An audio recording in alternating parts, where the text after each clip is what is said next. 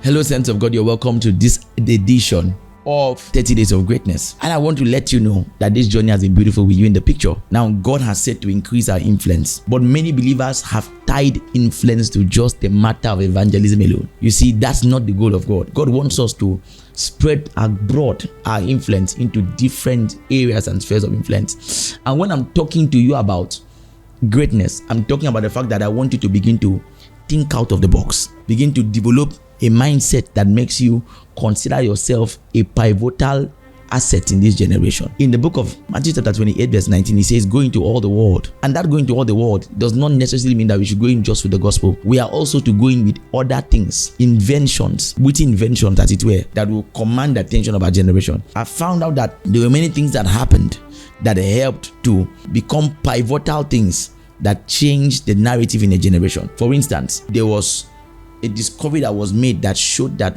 one of the greatest things that we invented was paper. Paper was invented, and the reason for why that was so was because paper became a ground for how maps in the 17th and the 18th century could be read, currencies for financial transactions, and then much more importantly was that at that time they had a rod they used to use with a sponge to clean, I'm not trying to sound disgusting, to clean the anus of people and all of that. And interestingly, that sponge was a public sponge that was used.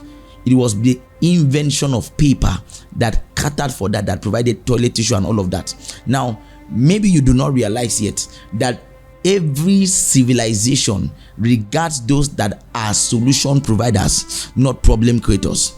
That's what every civilization does. So the question is, what am I going to do that is going to add weight to what this generation has? One of the things that was powerful enough to help Martin Luther the moment he arrived at the 99 Theses, which maybe you need to know that he was not the first that arrived at that. John Wycliffe had done the same thing, but at the time that Martin Luther had found these 99 Theses, it was about that same time also that there was the invention of the printing press. So guess who are the people that primarily benefited most from the printing press? It was the church.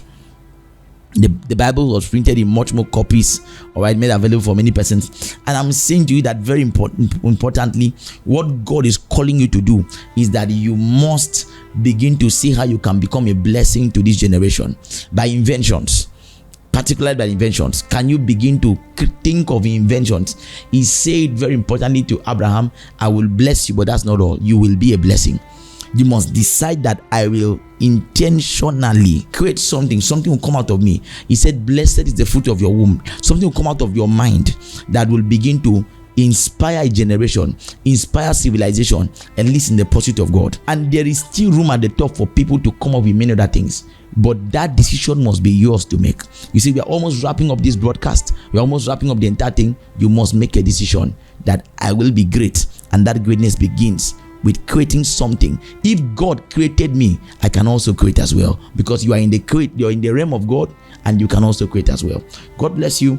I will see you tomorrow, same time, same channel. Cheers.